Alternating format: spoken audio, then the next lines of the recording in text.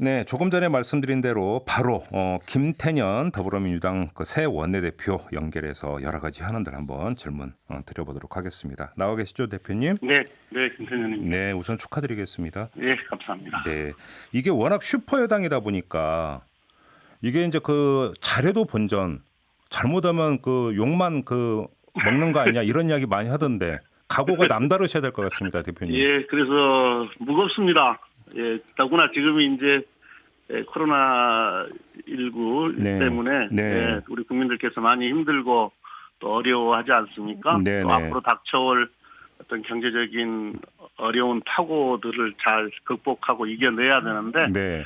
예, 그 180석에 가까운 이 많은 의석을 주셨고 네. 그만큼 우리에게 잘해내라, 성과 내라 이런 명령을 하신 거기 때문에 네. 아주 무거운 책임감을 가지고 네. 임하고 있습니다. 얼마 전에 뉴스를 보니까 미래통합당 김재원 정책위 의장이 대표님을 평하기를 정치 천재라고 평을 했던데요.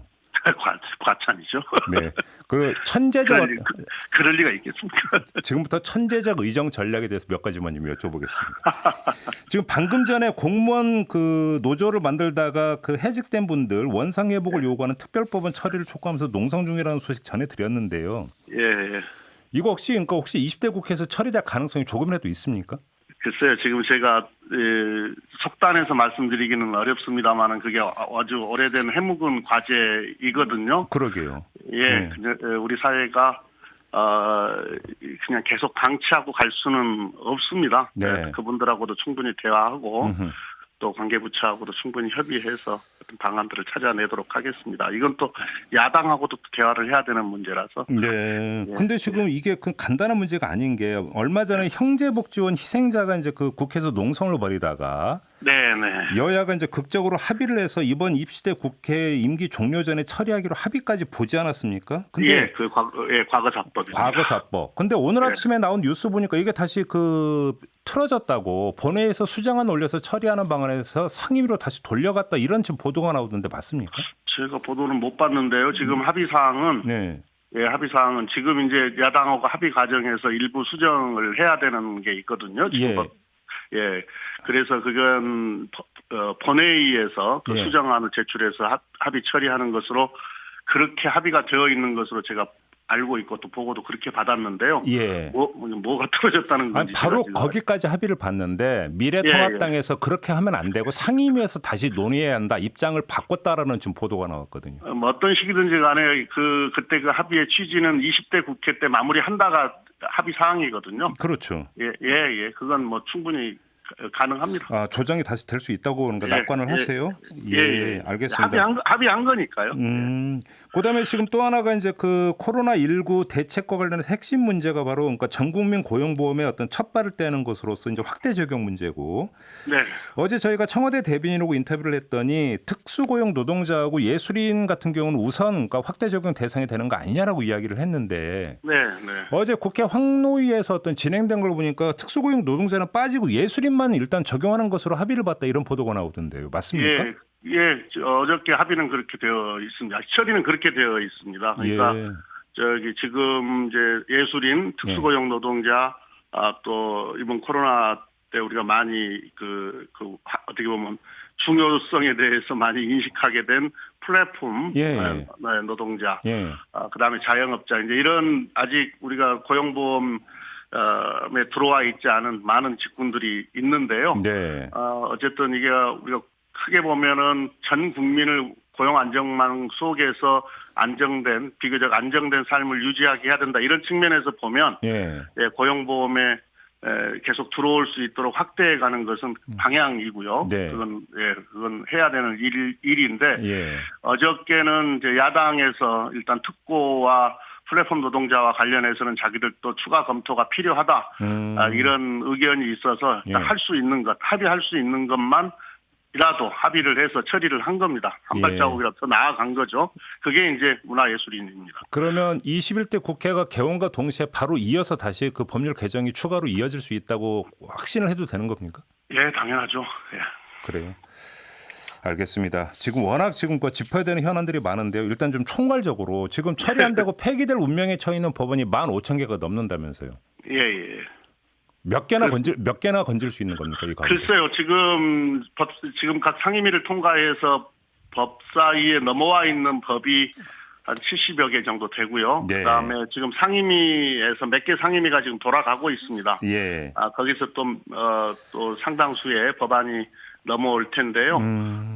그 코로나 방역과 또 이 경제 위기를 대응하는 법안도 있고요. 네. 그다음에 N번방 후속 법안 그리고 헌법 불합치 판정받은 법안 등등이 있습니다. 예. 우선 그 법들이라도 처리를 해야 될 거라고 봅니다. 알겠습니다. 21대 국회 원구성 문제로 좀 넘어가겠는데요. 지금 그 주호영 미래통합당 원내대표가 이제 상을 당하셔서 지금 일단 논의는 좀 중단이 된 것으로 알고 있습니다만 문상을 가셔가지고 네. 주호영 원내대표하고 30분간 이야기를 나눴다는 보도가 있어서 혹시 원구성의 큰 틀에 대해서 좀 얘기가 그러니까 진행이 된 게 있습니까? 예, 물론 그날은 이제 조문을 가서 네. 깊은 슬픔에 빠져 있는 상주를 위로하는 위로하고 물론. 조문하는 자리라서 네.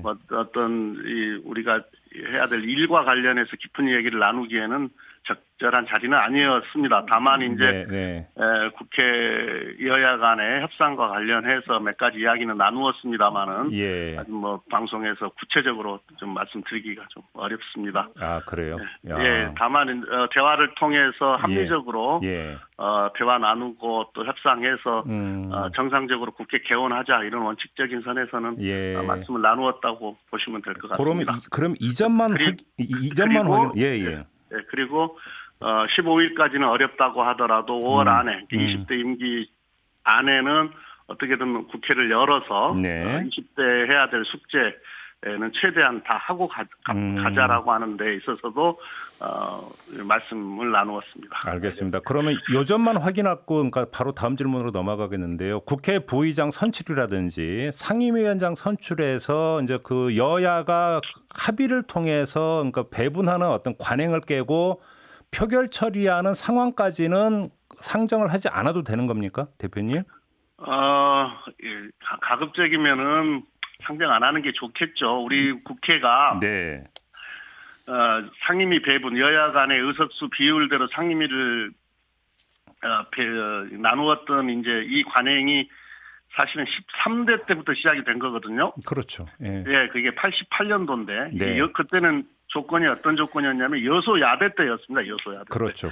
그래서 국회 개원이 안 되니까 이제 여야가 나누어서 했던 건데, 그것도 관행이니까 가급적이면은 이렇게 지키는 게 좋겠다 이런 기본적인 생각은 갖고 있습니다. 다만 지금이 이제 이번 총선 민의를 보면은 이 코로나 위기를 제대로 극복해라 이렇게 국민들께서 우리 국회에 명령하고 계시거든요.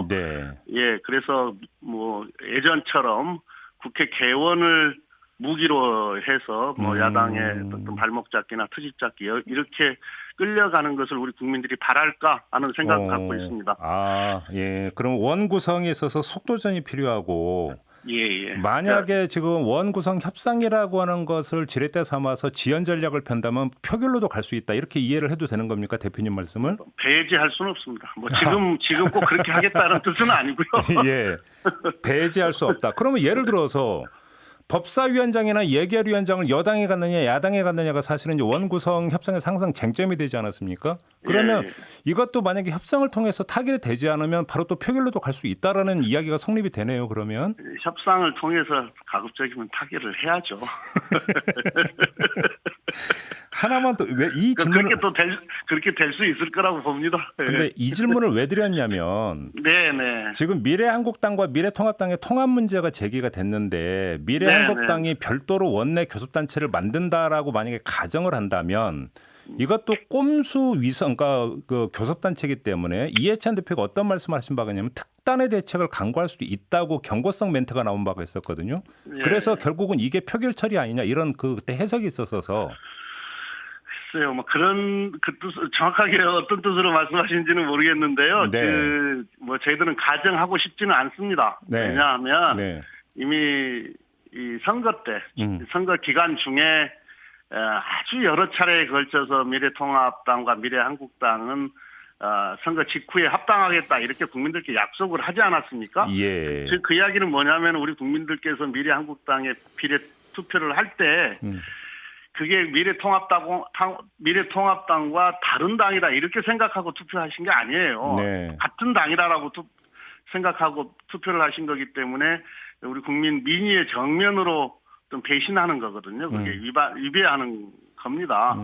그러니까 거의 그렇게 했을 경우에는 만약에 제2교섭단체를 만든다 이렇게 했을 경우에는 글쎄요 이런 표현이 어쩔지 모르겠는데 거의 그건 막장 정치거든요. 그건. 예. 그래서 예.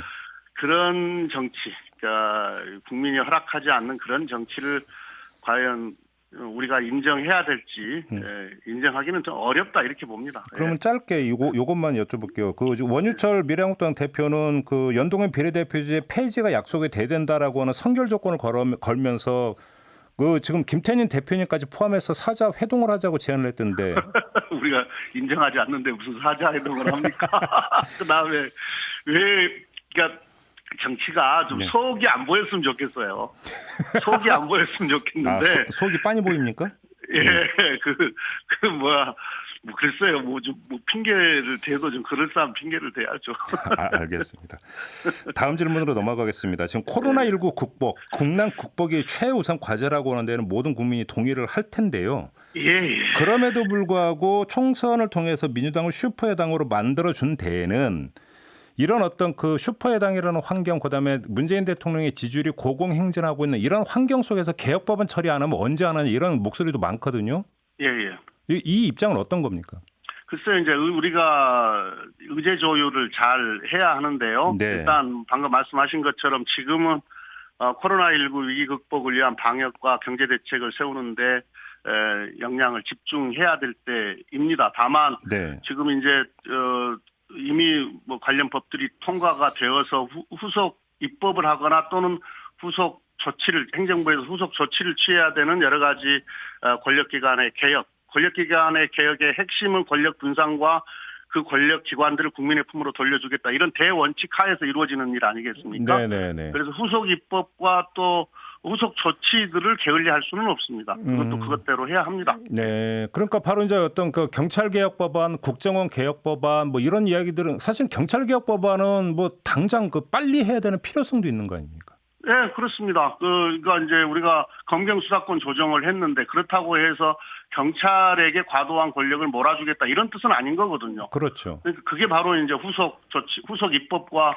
후속 조치가 되는 거고요. 네. 국정원법은 이미 이제 그 핵심이 뭐냐면은 국내 파트, 옛날에 국민을 사찰했던 민간인 사찰했던 국내 파트를 없앤 거 아니겠습니까? 네. 이미 국정원에서는 그렇게 운영을 하고 있습니다. 다만 그게 지금 법률로 지금 야당 반대 때문에 법적인 조치, 법률로서 되어 있지를 않아요. 네. 그래서 그것 또한 후속 입법입니다. 해야 합니다. 그러면 그것도 21대 국회가 그 구성되자마자 바로 처리할 그러니까 계획은 갖고 계신 것으로 이해를 해도 되겠습니까? 네네. 그렇습니다. 예를 들어서 상법 개정안이나 공정거래법 개정안도 지금 이미 발의가 물론 또 이제 20대 국회 끝나면 폐기가 되긴 합니다만 이것도 혹시 처리할 의사를 갖고 계신 거예요? 예, 그건 우리가 공정경제를 완성해 가는 데 있어서 공정거래법과 또 상법 중에 일부 조항들과 관련해서는 개정해야 된다 이런 요구가 많았고 이미 또 개정안들이 지금 다 제출이 되어 있지 않습니까? 예, 이건 반대하는 쪽과 충분히 이렇게 대화를 나누어서 어떤 합리적인 안을 찾아서 처리를 해야 된다고 보는데요. 네. 이것 또한 우리가 어떤 혁신의 시대에 공정의 기반을 위해서 어떤 혁신의 시대를 헤쳐가야 된다고 했을 때 이것도 처리를 해야 되는 과제 중에 하나이죠. 알겠습니다. 짧게 지금 1분 남짓 남아서 짧게 이것만 해주고 마무리할게요. 지금 공수처장 후보 추천위원회가 구성이 돼야 되지 않습니까? 지금 법에 따르면 야당한테 그러니까 2석을 넘겨줘야 되는 것으로 지금 되어 있는데요. 그러면 그 미래통합당과 미래한국당이 그 같은 몸체라고 전제하고 미래통합당한테 그러니까 2석을 주는 건 맞는 거죠? 법대로 하겠습니다. 짧고 간명하네요. 네, 알겠습니다.